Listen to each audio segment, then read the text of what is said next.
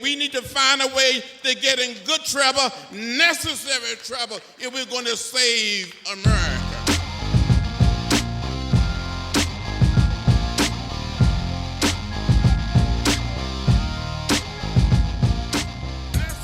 This is Paige. Welcome to the Necessary Trouble Show. Here's your host, my dad, Russell Fugett. Welcome back to the Necessary Trouble Show here at the Good Word Digital Studios. Good Word Digital. If you need fast, affordable websites, hit us up at Good Word Digital. We can cover everything you need: social media management, digital advertising, Facebook advertising, Google ads, whatever you need, business strategy, goodworddigital.com. I am so excited to be joined today by my good friend, attorney Malcolm Ruff. Malcolm is an attorney at the law firm of Murphy, Falcon, and Murphy here in Baltimore, Maryland. He is also a former Duke football player, as you'll see by the jersey he has right there. He'll tell you all about that. But most recently, we have him on because he's done some very important work in achieving a $20 million settlement from Prince George's County, Maryland, for the police murder of William Green. And that announcement just happened last week. And the same day of the announcement, his wife actually gave birth to their son. And that's a whole other story. And to the extent you want to share that in this space, Malcolm, I know it's been a crazy week. Thank you for making time for it. I know you just got home from the hospital. Welcome to the Necessary Trouble Show, Malcolm. Yeah, man. Thank you so very much, Russ. I'm really, really glad to be with you today. Like you said, I just got out of the hospital last night with my fourth child, the last child. We done. I'll be having my own appointment on October the 20th, so we are finished. Right. Right. But don't touch that woman. Don't you touch her again, bud. Never again. So I'm in great spirits. My young man was born and very healthy and happy. Mommy is happy. And he decided to grandstand me on the biggest day of my young professional career, and decided to come join us on this earth. So Monday was an amazing day, and a day I will never forget. And the things that have led me, and the culminating factors that led us to that day are some of the best memories I'm going to have, and some of the biggest pieces of experience that I will use going forward in my practice as a civil rights attorney. I know that's right. If you can have that balance, on a day like that, I know you can balance a lot of things that are yet to come for you, and how legendary attorney Billy Murphy is raising you up in this moment. In the spirit of so many movement lawyers, like his representation of Freddie Gray and his family, and now your representation of William Green and his family. Malcolm, tell us a little bit about that case and what happened, and how we've arrived at the settlement, the historic $20 million settlement that you helped negotiate. Yeah, man. This case is just a tragedy, and an American tragedy, honestly. My assessment of this instance of police brutality is that it is most likely the worst case of police brutality that's ever happened on the face of this country. William Green was 43 years old, had two children, a mother who loved him, family members who love him dearly to this day. I mean, they're probably still wearing Justice for Boo Boo shirts right now down in PG County. That was his nickname, Boo Boo. And he was driving home. He was impaired. He ran into some vehicles. The police came to his location. And unfortunately for him, an officer named Michael Owen was one of those officers. He was peaceably placed into Mr. Owen's police vehicle. He was handcuffed behind his back, placed in the front seat of that vehicle. And Mr. Owen sat with Mr. Green in that vehicle awaiting a drug recognition expert, another officer who was going to assess what, if any, possible thing or substance was impairing Mr. Green. Minutes later, witnesses that were there, people who had responded from their homes based on the crashes that had happened on that street, heard gunshots come out of that police cruiser. And Corporal Owen had shot Mr. Green 6 times in his torso. He had actually shot at him 7 times. He missed from point blank range. And Mr. Green was still handcuffed behind his back at the time he was basically executed. The police in Prince George's County, the county executive, the police chief, immediately the next day, within less than 24 hours, charged Corporal Owen with second-degree murder and associated charges for the killing. And they basically said, they went through all the scenarios they possibly could with use of force experts, within those hours. I mean, that night they used a police vehicle and tried to recreate scenarios where they could have envisioned or imagined that Mr. Green could have posed some sort of threat that would have warranted this type of police violence, this type of response. And there just simply was none. There is none. There never was any. And Mr. Green lost his life completely and utterly unjustifiably. He was executed in a police vehicle with no way to even protect himself. So I remember in January reading that story in the Washington Post and hearing about it and hearing how the officer Owen was arrested 48 hours later. And like so many other stories, you just take a deep breath and you sigh and just wonder, when is this going to stop? Of course, you're happy to see that justice moved swiftly in that case. And then, of course, the year unfolded. Pandemic, Ahmaud Arbery, Breonna Taylor, George Floyd. You were able to negotiate the settlement in 9 months. I mean, tell us a little bit. And of course, you just had a baby too. Like, what has this year been like? What has that journey been like in terms of the emotion and the feeling of it? Because I think a lot of people obviously unaware of this case because Prince George's County Police moved so quickly, and County Executive, also Brooks, exhibited, I thought strong leadership, in my humble opinion, in terms of moving things, proceeding quickly in this regard. How does this case fit in the context of the whole year in the narrative that has now swept the country around Black Lives Matter and criminal justice reform? Yeah, it seems incongruent where it fits in how we've progressed and how the national consciousness around police brutality has progressed. It seems incongruent from the facts of the case to the way this case has been regarded, whether it be in the media or just in general, general attitudes towards the case. And I think my estimation of that, my determination of why that is really rooted in what I believe to be kind of a falsehood in our perception of police brutality, in that when a Black police officer is involved in brutalizing other Black people, that isn't viewed as an issue of race. And that's just a complete misnomer.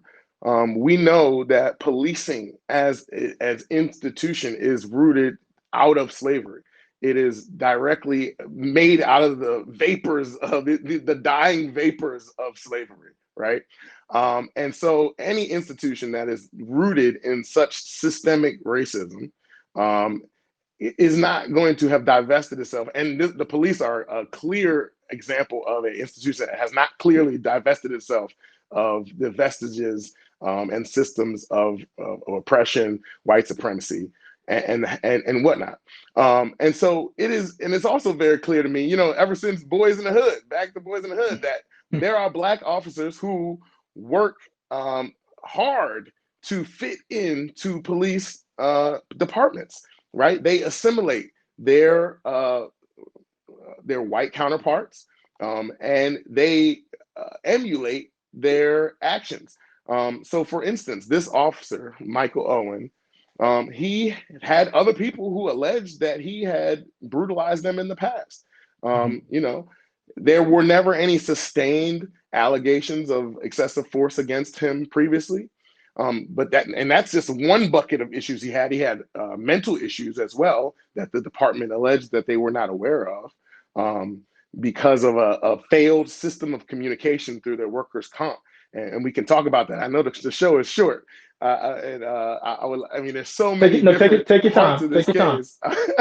There's so many different parts of this case.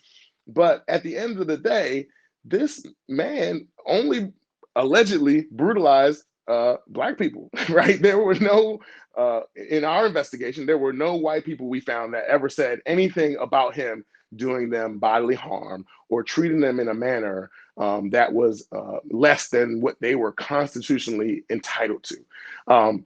So in my mind, this officer very well may have emulated the majority culture of brutality against poor and Black and brown people. And it's summed up like this. The thin blue line is no respecter of race, and it never has been. Never has been.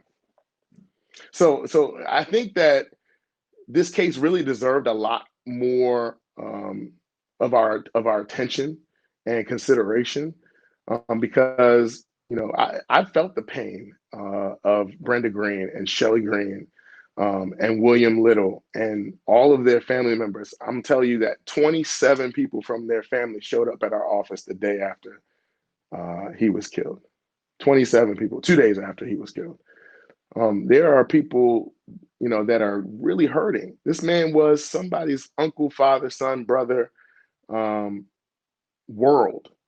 And he was killed as a result of the totality of systems of white supremacy and white privilege. I know people talk about the settlements that we've heard a lot about. Of course, Breonna Taylor family recently received a $12 million settlement, and there were some reforms attached to that. I know there were also some reforms attached to the settlement you received on behalf of William Green's family in Prince George's County, Maryland. What were some of the reforms there, and how will they improve and prevent this from happening in the future? Well, I definitely got to give it up to County Executive Officer Brooks. She has, really shown that she has a true heart for the citizens of Prince George's County, and that Black Lives Matter. She is moving forward, I believe, with body cameras, funding fully in the budget of Prince George's County that every single officer be equipped with a body camera, which in this case would have solved a lot of the potential mysteries out there. A lot of people are wondering what happened in that car. And we have a little bit more insight kind of from recreations and autopsy reports and things of that nature. But a simple body camera would have put all doubt to bed in this case, and many other cases in Prince George's County. You might not know, I don't know if you've heard of our case against the county with a gentleman named DeMonte Ward Blake. He was a 24-year-old. He is a 24-year-old young man who was slammed on his face, had his nose and his neck broken by a police officer during a routine police traffic stop in Temple Hills. And he's paralyzed more than likely for the rest of his life at 25 years old. It's heartbreaking. It's heartbreaking to see our people treated like this. And a body camera in that case would have put all doubt to bed. There's no video of the actual assault. There's no video of when it happens.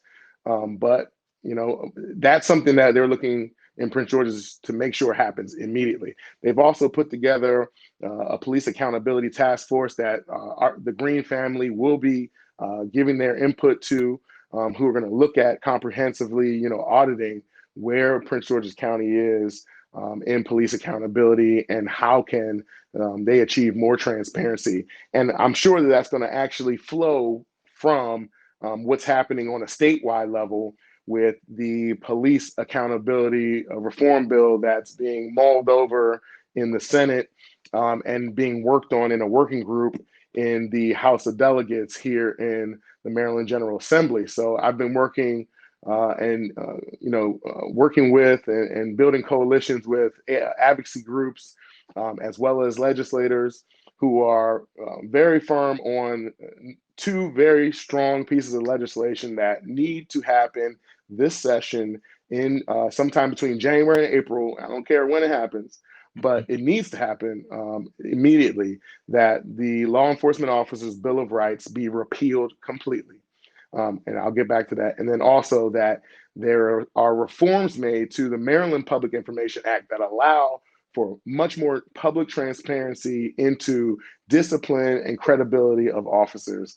Um, those two things alone, number one, would make it very, very hard to brutalize citizens and get away with it. And that's what it really comes down to.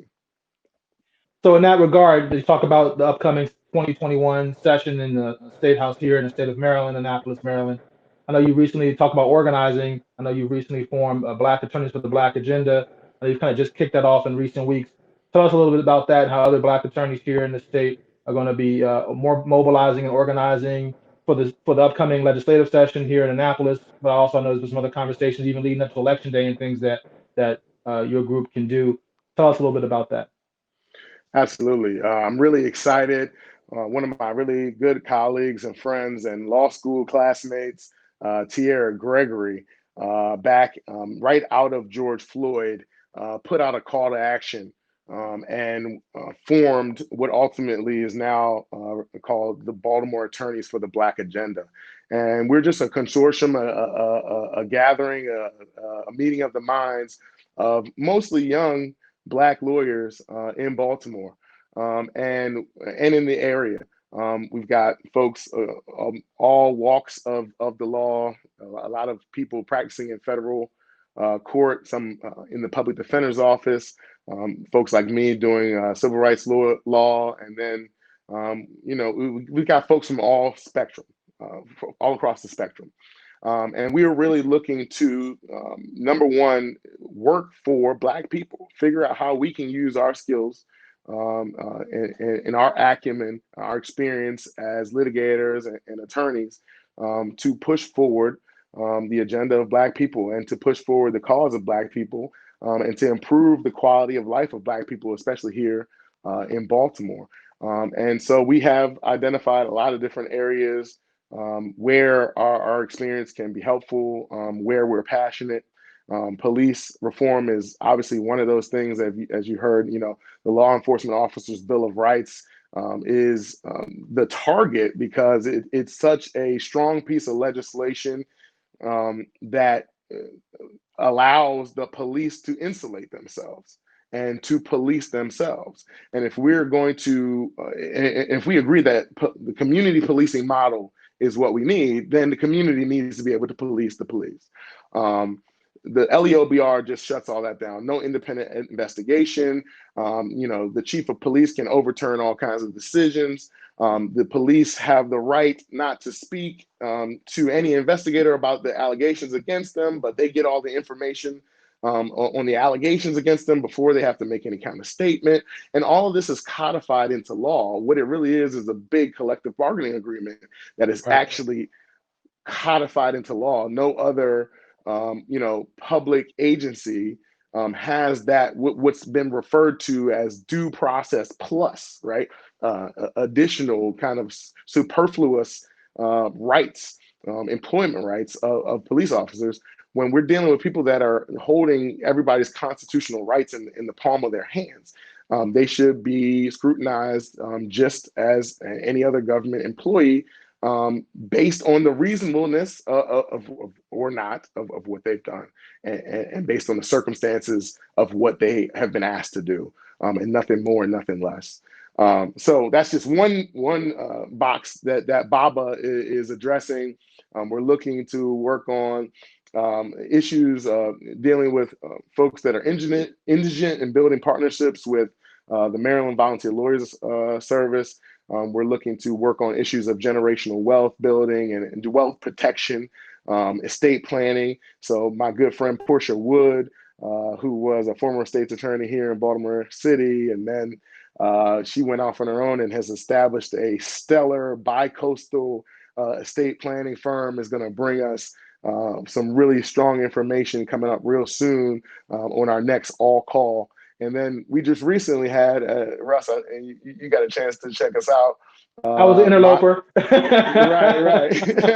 my OG, my big boss, one of the most legendary trial lawyers anywhere, Billy Murphy, came and addressed us, and we had a conversation really about defining the Black agenda. And so, that's what we're in the process of doing.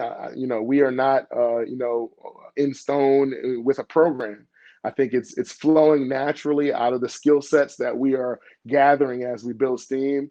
I look forward to, having even more and more, attorneys join us and join in the fight. We're actually planning right now an election protection program where we're going to go to Philadelphia and other places in Pennsylvania. We're going to be helping the Democratic Party with election questions that they may have. We're going to do work on trying to get people out to vote and educating them on mail-in voting.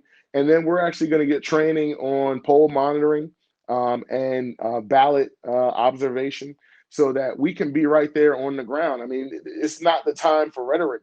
This is the time for us to go out into the street, because what I've heard, statistic is that if Biden wins Pennsylvania, he has a 96% chance of winning the entire presidency. And if he loses Pennsylvania, he has an 86% chance of losing the election. So it's our time. It's our time to move, and we're going to be on the street, making sure that we get all of the people who have their minds on straight and know how important this election is to the polls, have them be counted, and protect their vote afterwards with sound legal arguments, and advise the Democratic Party on the ground on how to make sure that our votes are counted. Well, thank you for all that, man. I don't know when you sleep, brother, but we I appreciate sleep when all I the die, work. brother. I know that's right. I know that's right. We appreciate all the work you're doing. I did want to ask one question real quick, and we're being a little long form today, but I think this is worth it. And real quick, what can we do as a community to wrap our arms around? As I saw Jacob Blake Sr. Was in Louisville, and that's the father of the Jacob Blake who was assaulted shot 7 times in the back in Kenosha, Wisconsin. He said he was drafted in this fraternity. He was chosen into this fraternity. He didn't choose it. And so many families like his, like Breonna Taylor's, like William Green's are into this, drafted into this fraternity they don't choose. What do the attorneys do, and how can we as a community support these families who are drafted in this fraternity and then become leaders? You just mentioned the Green family is now going to be serving on this community policing review board in Prince George's County. All of a sudden, they're drafted into this level of leadership in this work. How can we support them as they are drafted into these positions and really stand with them and continuing to push for change? Right. I think that's right on point, Russ. Why are we asking the victims of this, heinous stuff to be the voices that are supposed to win the day for the rest of us? It's time for all of us to make our voices heard. Each of us has a cell phone. Each of us can call all of our elected officials. Each of us can band together, just like I'm attempting to do along with my colleague Tierra, with this Bible group, build coalitions, right? And your voices will be heard even more renownedly. That is all that we can do, is to make sure that our opinions are known, our interests are protected, and these politicians that determine, what our fate shall be, they have to listen. They simply cannot ignore us, and if they decide to punk out, there will be repercussions to pay. So, for instance, in Maryland, there are specific legislators that we need to stand strong for police accountability this coming session. Now, one of them is Senator Will Smith. We need him to be a rock and to stand up against the Fraternal Order of Police, and to say that the LEOBR is superfluous and unnecessary and does not protect the interests of the people, and we will get rid of it, and that is the end. There are other folks who will be essential in making sure that the Maryland Public Information Act is reformed and that personnel records of police officers aren't deemed to be completely private, that we're able to see if an officer has been disciplined or if an officer has 40 complaints against them that have never been sustained somehow, that Right. this guy has happened to have been complained against numerous times but never been sustained. Well, we might want to know that, right? That might be helpful to the public to know. So you call these folks and they will have to listen, especially if we call in numbers and we actually rise up and we actually decide that we want our priorities to be their priorities. And they will listen, right? Because they do. I think they all have the best interest of the state at heart. There are just so many competing interests going on at one time, as you know in your experience, Russ, in the legislature.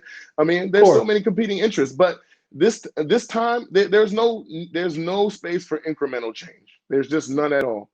We need transparency. We need the transparency because my son and your daughters, I mean, trust me, I can't imagine.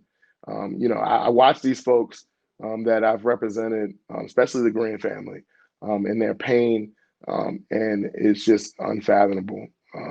It's just unnecessary, and it has to end immediately. Has to end. Agreed. Well, let's keep pushing. Thanks for sharing so much with us today. This is your episode and much deserved. I appreciate you, man. Malcolm Ruff, attorney at Falcon and Murphy in Baltimore, Maryland. Malcolm, as always, thanks for coming. We hope to have you and other of your partners at the Attorneys for the Black Attorneys for the Black Agenda join us in this space in the near future. For sure, man. We'll make it happen. I appreciate you, Russ. I love you, brother, always. I love you too. And congratulations on your newborn. Thank you, brother. Thank you, man. And good luck to this show, man. I know it will make a huge impact, and I appreciate the platform. Thank you. Anytime. Amen.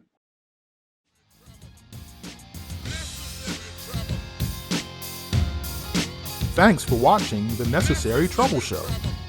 Please visit necessarytroubleshow.com to support the show and to learn more.